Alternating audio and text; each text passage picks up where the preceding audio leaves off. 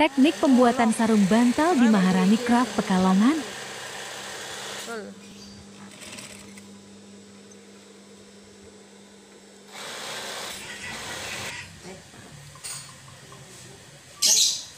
Oke. Assalamualaikum, salam sehat semuanya. Jumpa lagi di Bejo Sulasi Channel. Oke, hari ini saya berkunjung ke rumah Mbak Ana.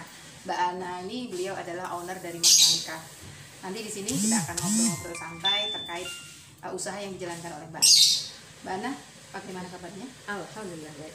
Mbak Ana, kita bincang-bincang sedikit terkait dengan usahanya Mbak Ana yang tadinya awalnya itu membuat lenan rumah tangga ya? Iya, lebih ke itu ya, dari rumah tangga dari ya. sisa-sisa kain. Iya. Ya, silakan Mbak Ana diceritakan pengalamannya. Ya, awal-awal sih mungkin lebih dari kayak hobi gitu ya Mbak ya. Cuman ternyata dari sisa percakain, apalagi di Pekalongan notabene banyak industri konveksi ya, itu bisa kita manfaatin daripada mereka dibuang isek-isekin sungai gitu kan, limbah kan jadinya.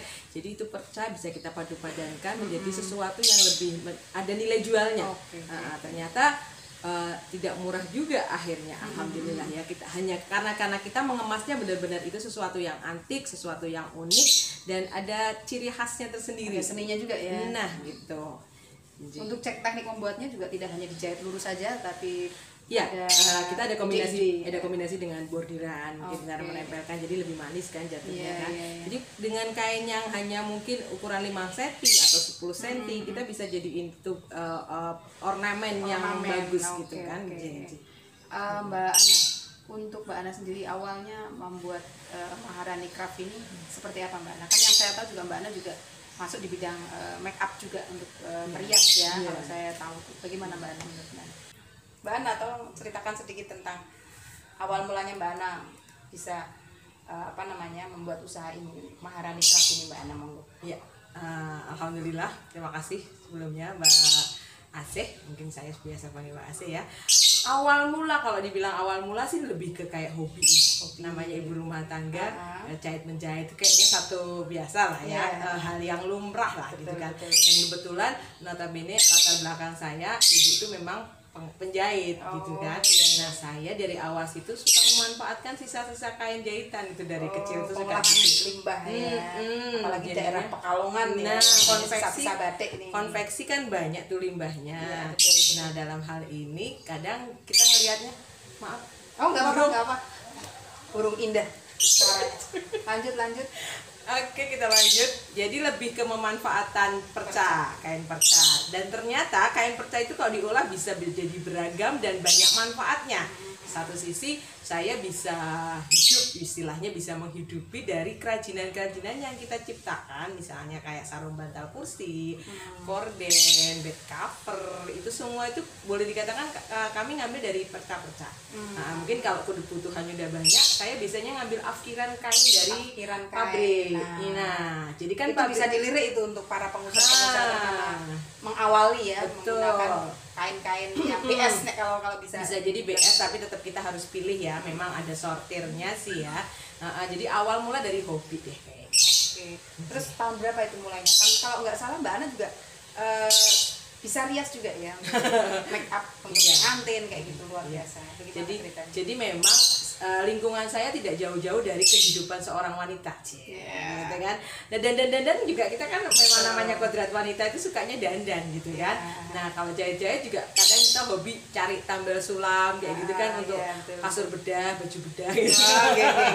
Jadi intinya tepung itu ya, tambal tepung kayak gitu kan. Ya dari itu aja sih mungkin Mbak Asif, jadi akhirnya seneng awal-awalnya kan kayak gitu ya mungkin ya. Terus untuk kemarin kan ini pandemi ya Mbak.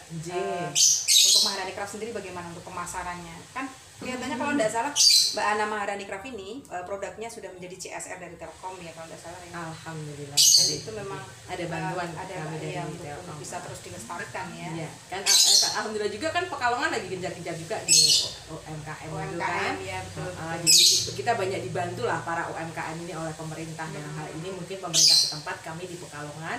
Nah kayak kemarin ada misalnya ada pameran meskipun itu virtual terus mungkin ada dari Kemenparekraf juga ada.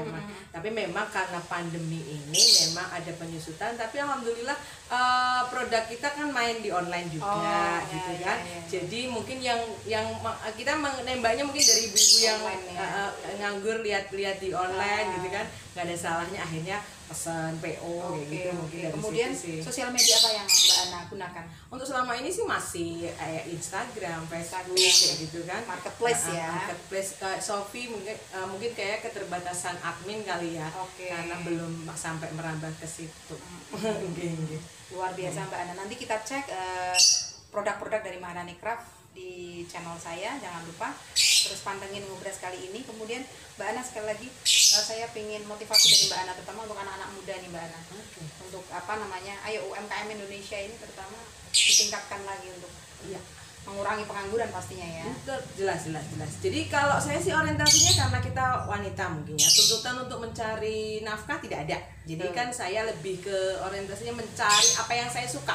Jadi saya mengerjakan dari yang suka dulu. Mungkin dari yang suka itu akan membuat kita semakin menyenangi dan alhamdulillah mendatangkan profit. Jadi mungkin dari awalnya itu dari hobi, monggo deh buat ibu-ibu yang suka baker mungkin. Tidak hanya ibu-ibu ya, anak-anak muda. Anak-anak muda ini terus terang. Mungkin banyak kan mereka bisa memanfaatkan sosmednya mereka gitu kan. Ya mungkin dari situ kebiasaan mereka apa bisa digali lah, bisa banyak hal positif yang harusnya kita tidak perlu melirik ke yang negatif-negatif. Berarti harus dimunculkan kreativitas ya, kreativitas yang baru untuk menciptakan sebuah produk-produk yang baru. Betul. Terima kasih Mbak Ana, hari ini sangat bermanfaat sekali. Nanti kita keliling-keliling untuk melihat hasil karya dari produk Maharani Craft. Bisa dicek di Instagramnya ya, Ana Maharani 22. Ana Maharani 22. Oke, assalamualaikum warahmatullahi wabarakatuh. Waalaikumsalam.